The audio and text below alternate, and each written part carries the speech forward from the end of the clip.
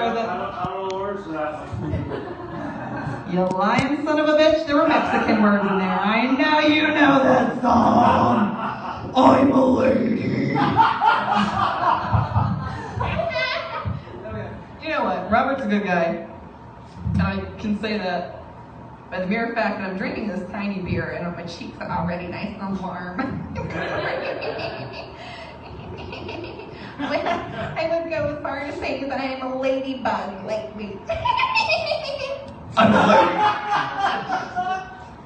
It's alright. I can do whatever I want here. It's true. You do a good job. Round of applause for James. Thank you. You still have the singular going on? Oh my gosh. You guys, seriously. How long have you been with that band? 10 years. 10 years. We're not good enough, brother. It's 10 years. No. One of my favorite bands out of Akron is the Singular. And it is super good. You guys got a unique sound and you're all really good musicians. You should check it out. It's on MySpace. It's probably still there. Yeah, that's cool. All right. Where's Alex? Hey, I can see back there. You're like all camouflage. You're black behind the black pole.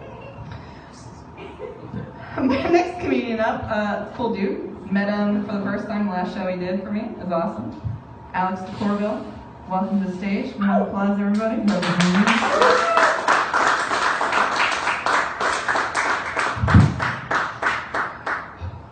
So you know what I really can't stand? Frat dorks. For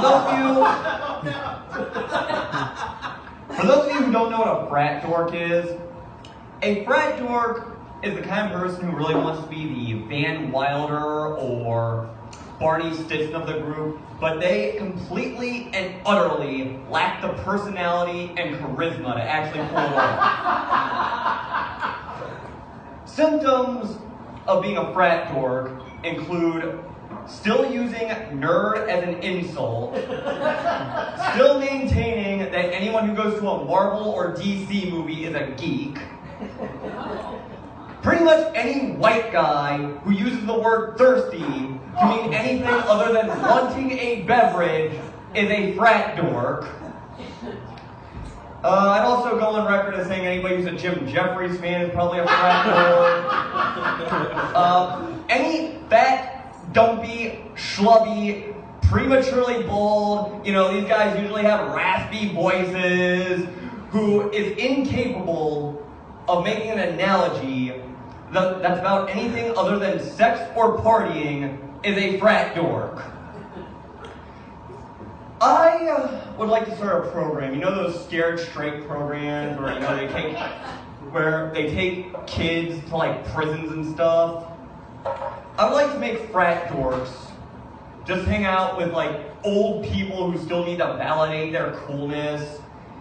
The kind of people, I hear these people on the radio all the time. They're the kind of people who listen to Kid Rock and still think fruitcake jokes are the tits.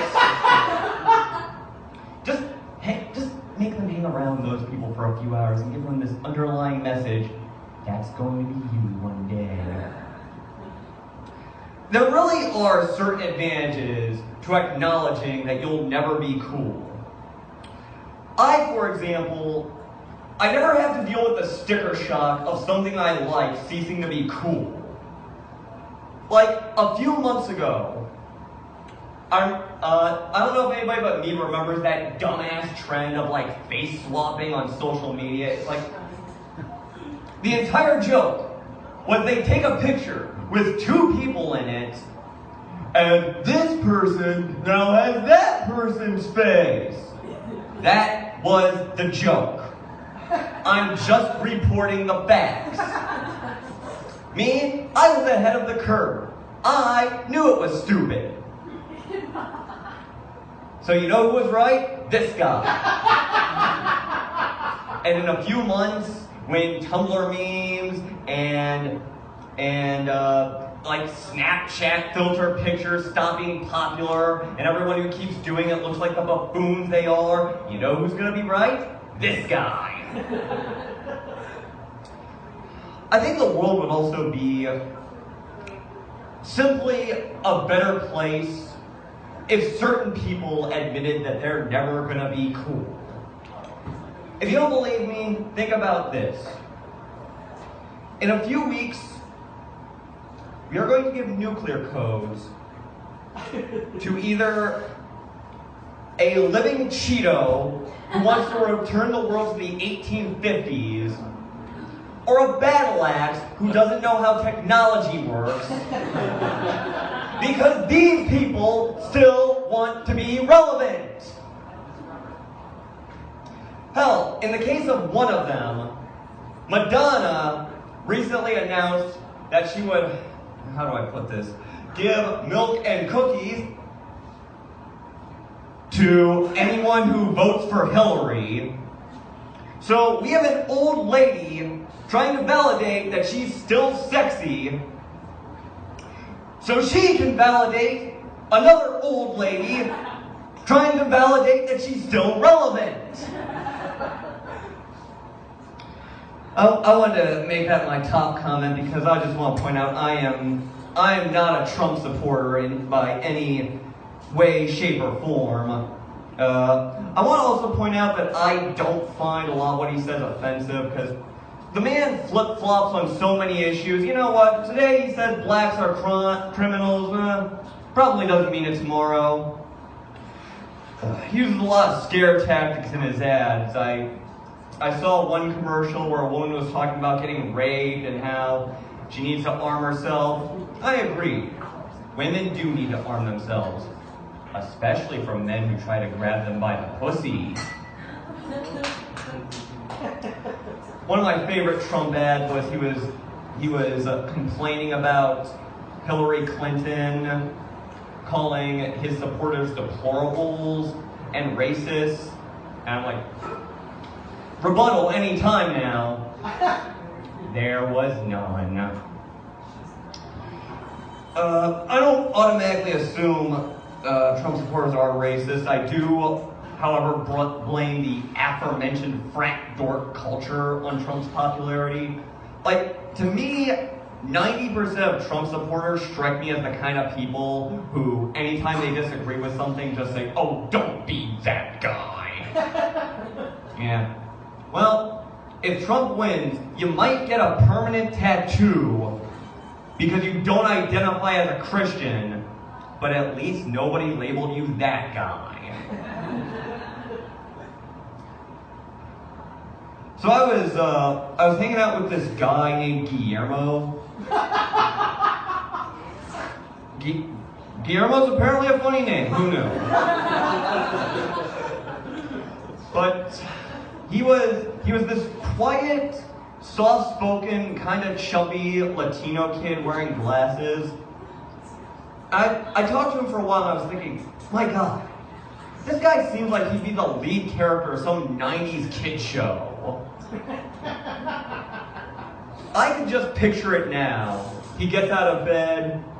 It's a new day, and I'm gonna go to school. It's a new day, and I'm gonna brush my teeth. We're gonna learn a lesson, and we're gonna live our day the Guillermo way. Hey! He pops out of the circle. I'm Guillermo! I think my favorite episode of this non-existent kid show is Guillermo Meets the Bully. Guillermo's at a restaurant and he just walks up to this guy and he says, "Hi, I'm Guillermo." This guy grabs him by the shirt. "All right, you little punk. I'm going to give you to the count of 12 to get out of my face before I clobber you. 1, 10, 12. Hey, wait a minute. My fist has been put down. This is not a normal occurrence. Let's try this again. All right, you little hoodlum. I'm extra pissed off and I can't count very high, so I'm only going to give you to the count of 3 to get out of my face before I separate you from yours. 1, 5, 3. Hey, wait a minute.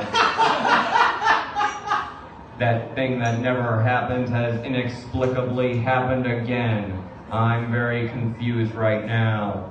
I'm going through an identity crisis. All right, you little bastard. I'm letting you off with a warning. Next time you meet me, I may not be so lucky. Your face has a date with my knuckles. Next time.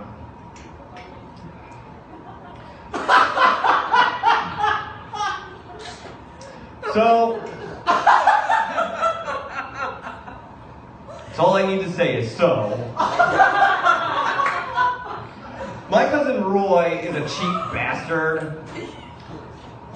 Some might say it's a good thing that he has his own money, but the problem is he has his own money. And by that I mean, whenever he can't pay for something, he just pulls out a notepad, draws like Monopoly money with his own face on it, and deems it Roy Bucks. Roy Bucks is the only currency I can think of in denominations of $3.50, $7.99, and whatever that thing costs. Have you ever been in a really bad mood while you've had the world's craziest song stuck in your head? Times like that make me really glad that I have an internal monologue, because I won't say what happened, but I was in this really angry mood, and I had just discovered this song called Dog Police by the band Dog Police. Probably off of the album Dog Police. For the unenlightened, the song goes thusly. Dog Police, where are you coming from, Dog Police? Nobody knows who you are. So, my train of thought all day sounded something like this. Gosh, I'm gonna get you one of these days. Dog Police! Where are you coming from? Dog Police! Nobody knows who you are! Well, that's everything I've prepared for tonight. But before I go, if you want to save soap, whenever you're running low, just mash the old pieces of soap into the new bar, and that'll elongate your use of soap.